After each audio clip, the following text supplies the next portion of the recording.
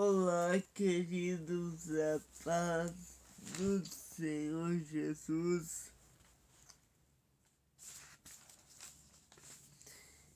Que Deus possa abençoar sua vida e abençoar sua casa, seu emprego e tudo que é. Eu de cara já peço desculpa porque eu ando bem gripado e eu tô um pouco fanho e meu nariz tá fechado, tá horrível. Mas se você tiver um pouco de boa vontade, vai conseguir me entender corretamente. Hoje eu quero falar sobre algo que foi necessário ao homem ter para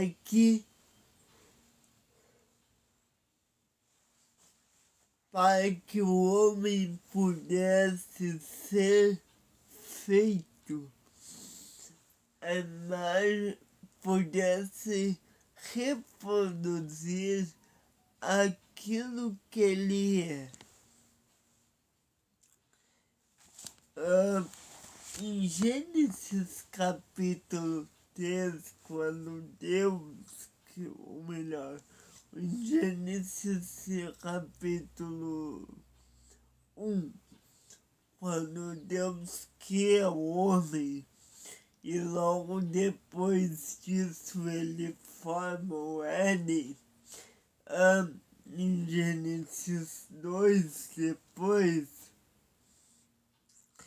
em Gênesis 1:27, diz que Deus criou o homem à sua imagem e criou ele, homem e mulher, à sua imagem.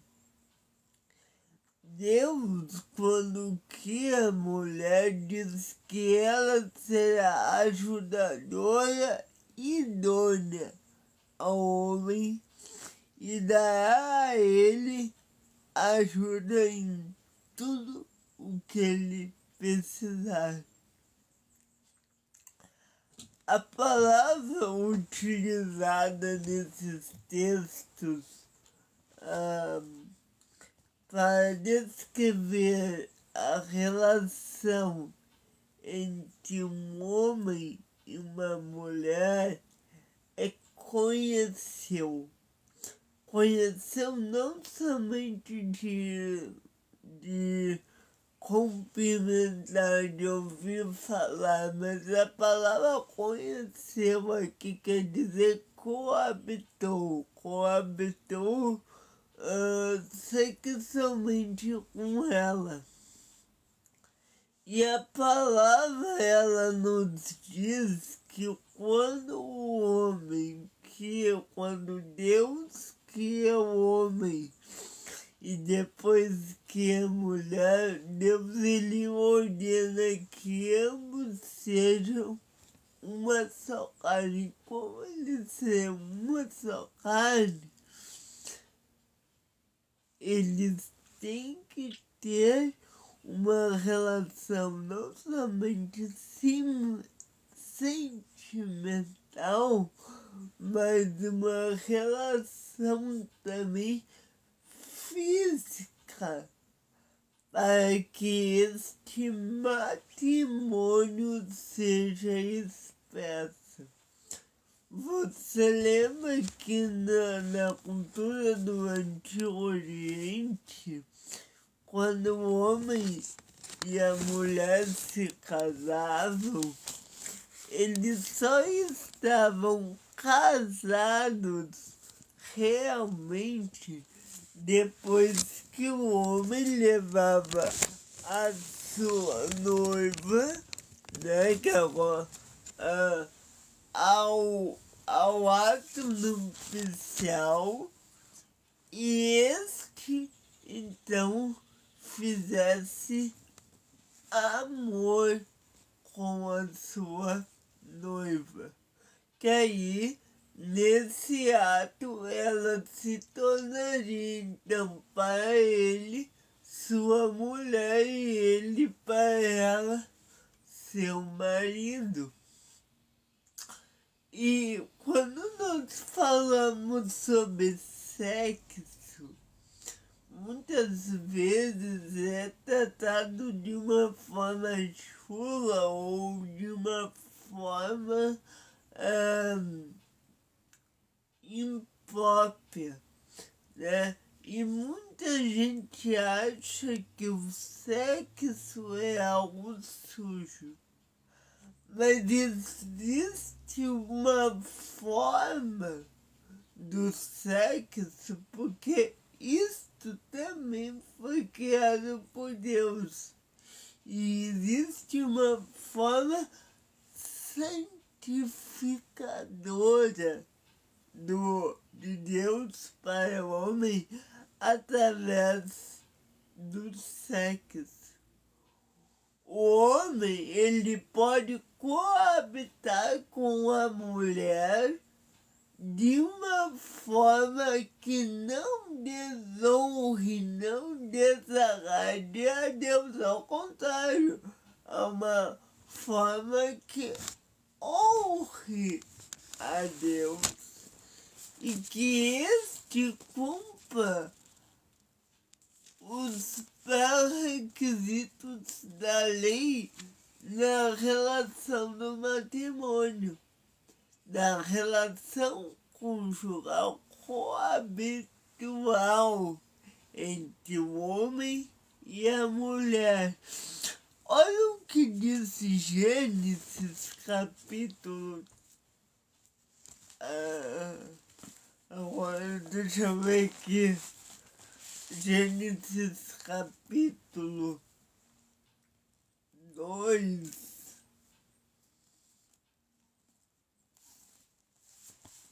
Desculpa. Gênesis capítulo 3 diz assim.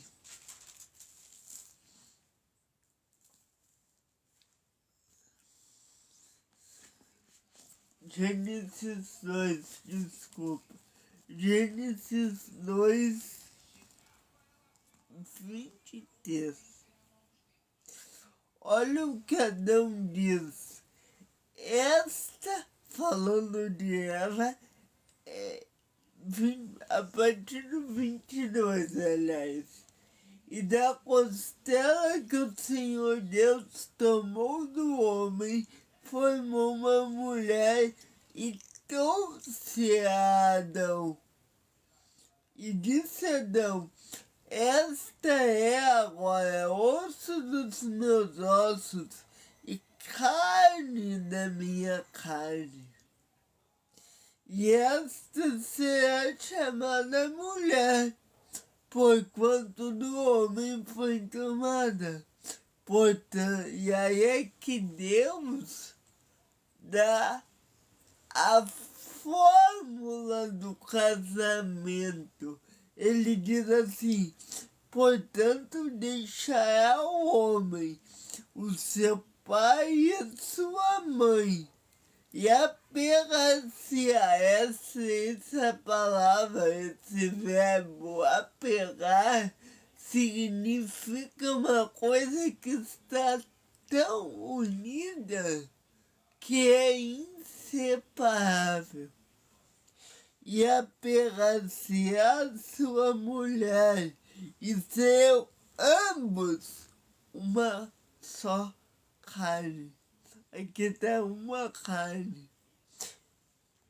Veja, a relação matrimonial, ela é tão importante que para Deus é como existisse um corpo só.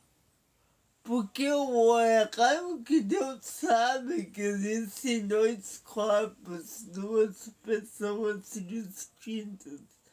Mas utilizando de um termo metafórico, é como se Deus quisesse que esses dois seres tão distintos um do outro fosse afunilando, afunilando, afunilando, afunilando, até que os dois vivam em perfeita união, que estes dois se tornem um só.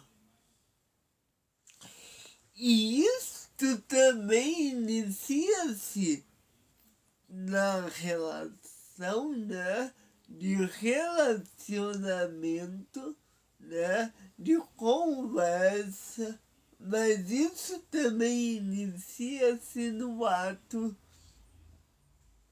matrimonial sexual. Olha o que o rei Salomão ele nos ensinou acerca disso, e ele estava falando da sua mulher, e olha o que Salomão era um grande rei, um grande escritor, e olha o que Salomão, ele falando acerca da sua mulher, ele ensina para os homens. Ele fala do dever do homem para sua esposa. E lembre-se que na cultura do Antigo Oriente não existia namorada. Ou tu era comprometida e, portanto, tu já era casada, ou tu era solteira.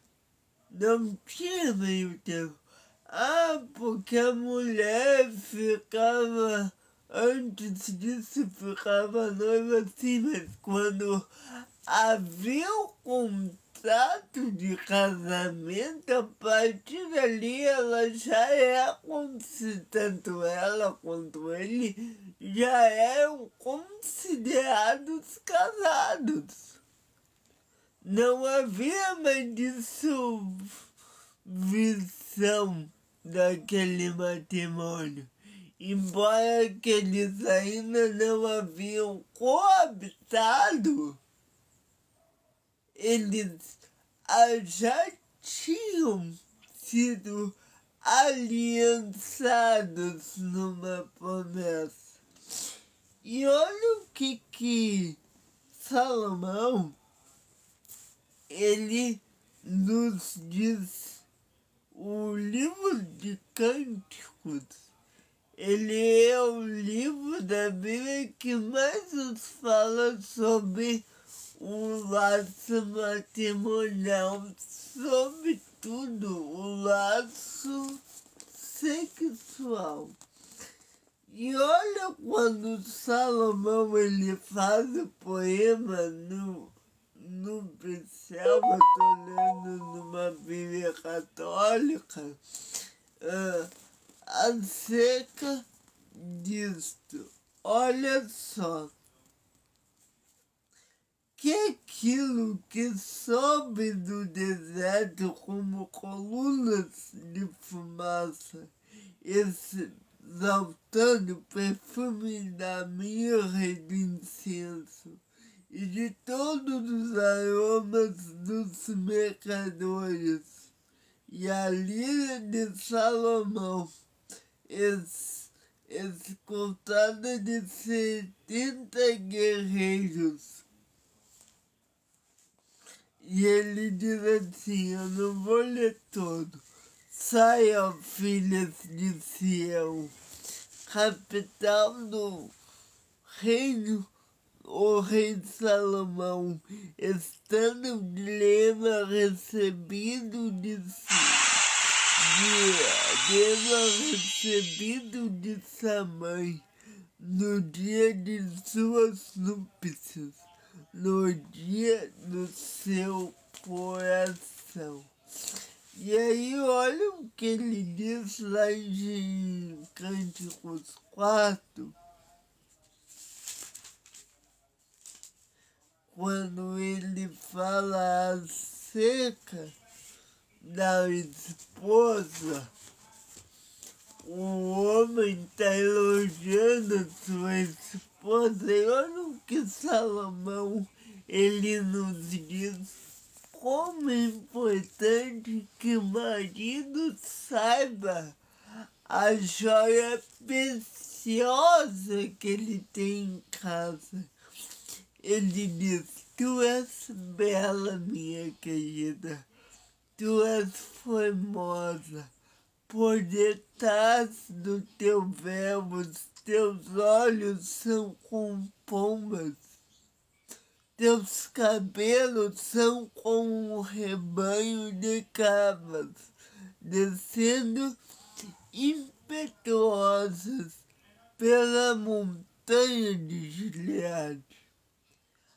Teus dentes são como um rebanho de ovelhas toscadas que sobem no banho. Cada uma leva 2 cordeirinhos gêmeos e nenhuma a estéril. Olha o que ele diz no verso 7. És toda bela, ó minha amiga, e não há mancha em ti. Olha o que ele diz. Os teus seios são como 2 filhotes gêmeos de uma gazela, pastando entre os lírios, antes que sopre a brisa do dia e se estendam as sombras e o monte da mirra. Aqui a gente até pode ver que tem uma linguagem mais sexual, né? Então, na Bíblia também tem coisas impróprias para linguagens impróprias para menores. Mas o que eu quero dizer é que a Bíblia, ela ensina como o marido deve tratar a esposa, como deve estar levando ela a viver, como deve estar dando a ela verdade, dando a ela carinho, afeto. A Bíblia, gente, é um manual também nupcial. Quando Salomão ele fala sobre os encantos de sua esposa, ele está falando para os homens que os homens devem elogiar suas esposas, né? Quão bela é tu, minha esposa, vem comigo do Líbano, ó esposa, vem comigo do Líbano, olha dos cumes de Amaná, de Saninha de Edom, das cavernas dos leões, dos esconderijos das panteras.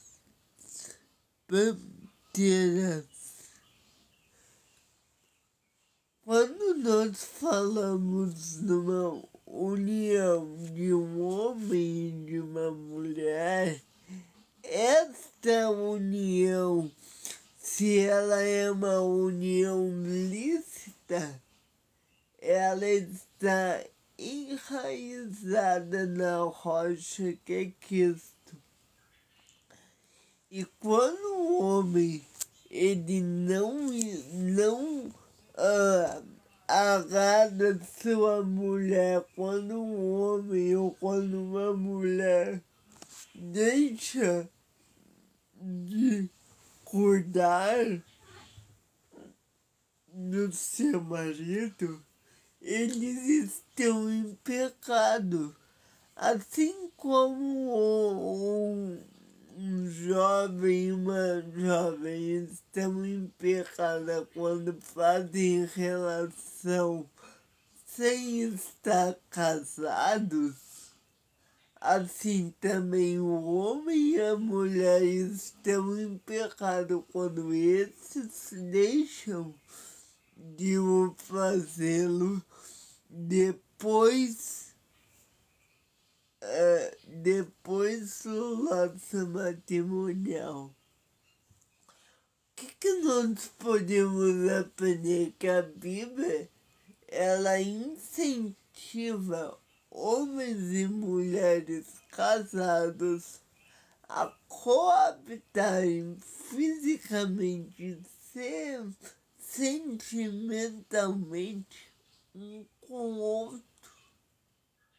Isto é o dever tanto do homem quanto da mulher, tanto do marido quanto da esposa. É muito importante que nós, para que não haja uma dissolubilidade no casamento, que o homem e a mulher saibam qual é seu papel e saibam como cumpri-lo. Quando Deus lá no Éden, que é o primeiro casal e casam, ele espera que eles possam ser um para o outro, assim como Cristo é para a sua igreja. Olha o que Deus ele diz ao homem e à mulher quando ele os uniu.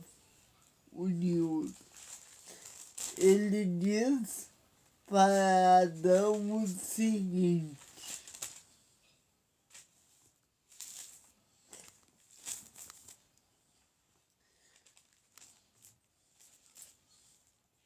Gênesis capítulo 10, 2, desculpa. Portanto, deixará o homem o seu pai e a sua mãe, e apegar-se a sua mulher, e serão ambos uma carne, uma só carne.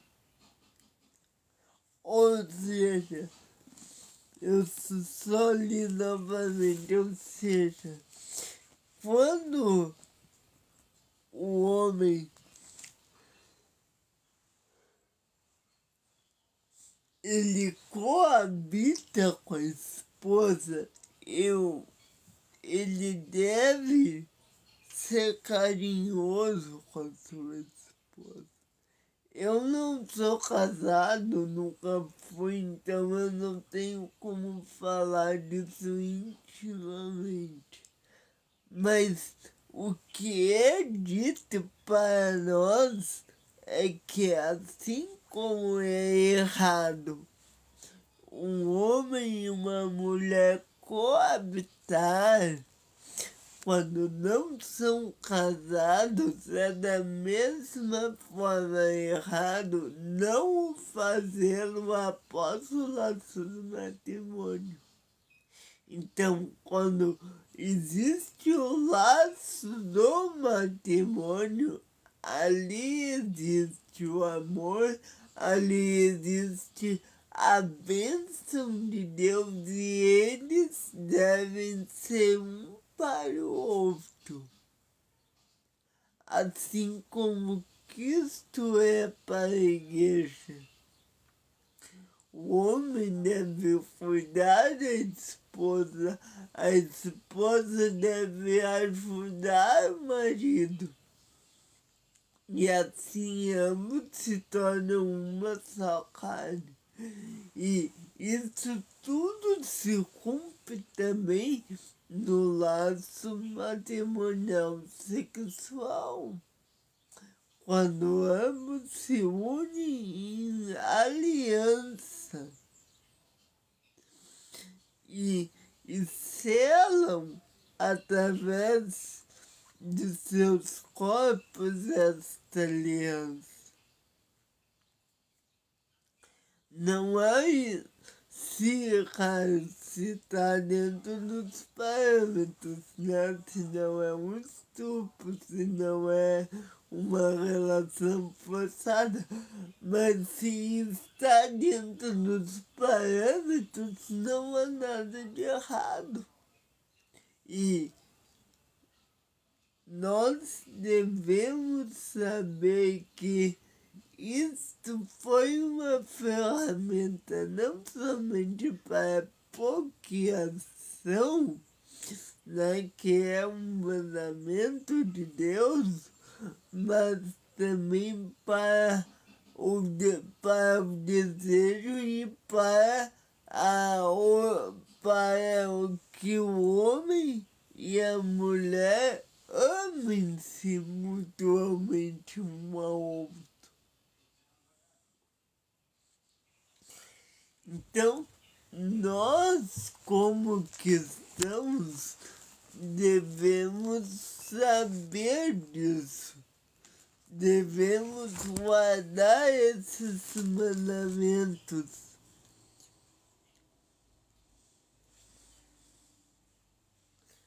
E amar o Senhor de todo o nosso coração. Gente, eu tô bem gripado, eu tô louco pra começar a fazer 3 horas de vídeos aqui, mas eu tô bem ruim ainda. Então, a mensagem que eu gostaria de deixar hoje e a aula é que como Salomão foi para sua mulher, como Adão foi para Eva, nós devemos ser para os nossos esposos e amá-las incondicionalmente, porque nós somos o sacerdote do nosso lar. E nós devemos saber cumprir as ordens de Cristo e saber fazer aquilo que quis que nós sejamos maridos para as nossas esposas, assim como Cristo é para a sua igreja. Se preciso for, nós devemos morrer por ela, assim como Cristo morreu por todos nós. É este o mandamento bíblico, que ambos devem amar-se mutuamente a ponto de entregar as suas vidas um pelo outro. Então, que Deus possa abençoar cada um de nós, abençoar os casais. E você ainda que não casou, aguarde no Senhor como se, porque quando chegar a hora, bom, então você terá todos esses deveres, mas não extrapole antes do momento. Que Deus possa abençoar cada um de nós e que possamos ser amados pelo Senhor. Gente, eu queria muito falar mais, mas é que eu tô bem gripado e eu não tô conseguindo.